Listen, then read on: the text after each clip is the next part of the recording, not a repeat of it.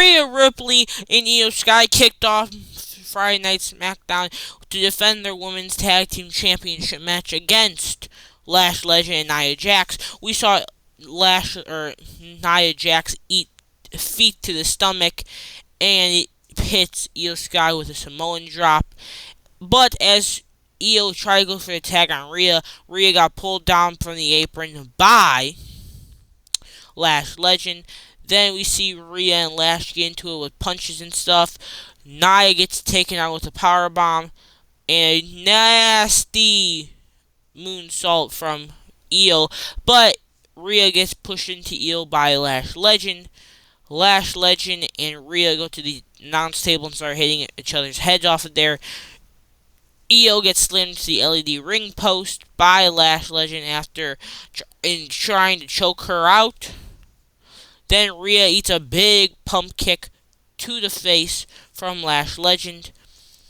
Then they set up a table. Io puts Nia through it from a crossbody. Rhea gets put through a barricade, and that's how the show and that match ends, because I think it was a count out or something like that. Don't really quite remember. Also, the ending of this match was very, very stupid. I have no idea why it was a count out finish or whatever. It was a draw or whatever. To think they should have just continued on the match and one of them should have got pinned. I truly think that. But the greatest wrestler of all time, Cody Rhodes, spoke, and he says he could do his thing like he did last week, or he could be the golden boy and control his emotions. Cody says there are streamers watching along live to the shows, and they hear everything we say. Cody says that he is 2 matches away from WrestleMania, and Cody says don't bet against him in Dallas, Texas. So, yeah. Anyway, these jabronis were basically teasing what's going to happen later in the night. And The Miz, again, says that he's stepping into that John Cena locker room leader role. This was pretty interesting. Aleister Black calls out Randy Orton, and Zelina calls out Alexa Bliss and Julia. So that's pretty interesting. Carmelo Hayes came out and says he earned his opportunity at WrestleMania, and he is going to qualify for Elimination Chamber, and he tells Ilya to come out. But as Ilya comes out, we see Solo Sikoa and the MFTs come out, and Solo says the line doesn't start at Ilya, it starts with Solo. And because Ilya just has been losing recently, and yeah. Ilya wants a tag team match with the MFTs, and Melo says if he wants the tag titles, if they're having a tag team match. Solo says, nah, that ain't gonna happen. But General Manager Nick Aldis says, gentlemen, it's gonna be a 10-man tag team match. Nakamura came out, and Nick Aldis says it's gonna be a 10-man tag team match, and that is official. So we saw Zack Ryder give knees to Tongaloa. Big drop kick. Then we see Tongaloa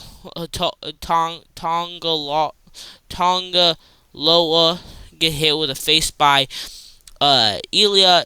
Solo gets hit with a quick, whatever that is, Rough Rider drop kick. Big over the top rope dive from Apollo Crews. Shinsuke gets thrown to the ground by JC Mateo. Then JC Mateo gets hit with a nasty torpedo Moscow H-bomb, but he gets thrown into the LED ring post. Then we see super kick, all big first 48. Then Samoan spike, and at the last second we see Ilya come in and save Melo with a big torpedo Moscow, but we see Tama Tonga hit his elbow to the face of Carmelo Hayes, and Carmelo Hayes gets pinned for the 1-2-3, and the NFTs stand tall. And of course, we saw Charlexa, do his stuff. Alexa was asked to be her Galentine, and of course, the picture of Charlotte Flair with the autographs and stuff like that. That's pretty cool. And we saw Kit Wilson read some poems about how toxic masculinity is in the WWE backstage. So, yeah, I thought it was pretty cool and stuff. And Damian Priest was just laughing this entire time. Anyway, Alexa Bliss came out Zelina Vega came out with Julia, and this was a pretty solid match. We saw Julia go crazy in this match. We saw Roxanne, or other one, Alexa, do a dodge to Julia. Julia kicks her in the butt. Uh, Alexa hits a whatever that move was. Big drop kick. That inverse natural selection. Then we see Zelina and Julia go off the middle rope. Then we see Alexa Bliss trying to hit a twisted Bliss, but gets caught with knees. Then she hits a DDT on Zelina Vega.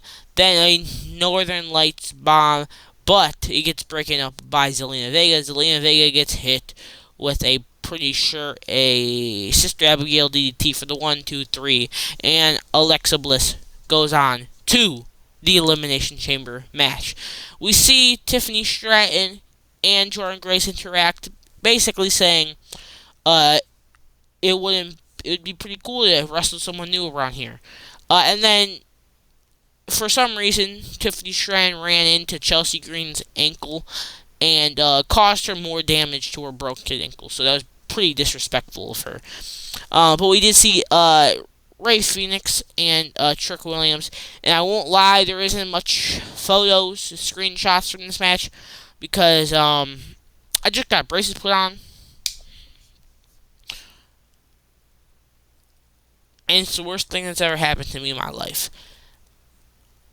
And I've been in pain since Wednesday, and I might have been crying for like 30 minutes before the show started, and maybe another cry. So yeah, not a lot, but we did see a trick shot to finish the match, and Trick Williams won.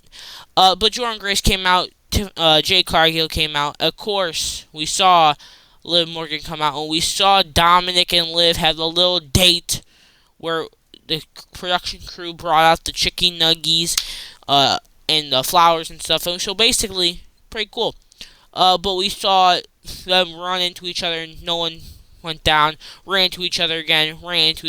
But then we see Jay Cargill give a giant suplex.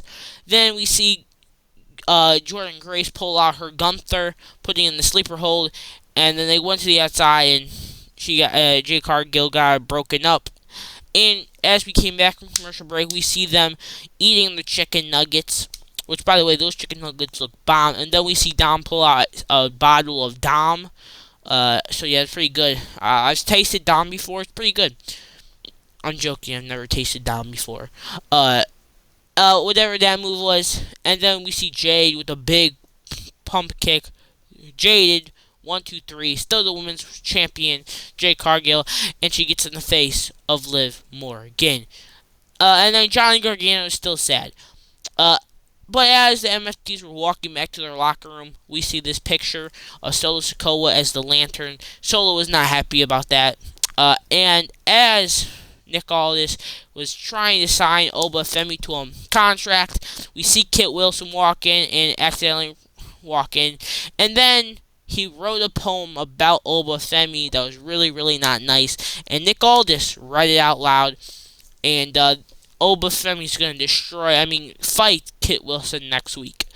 But then we see a little segment where Drew McIntyre was pumping up Sami Zayn, saying he's going to win the match, which did not happen.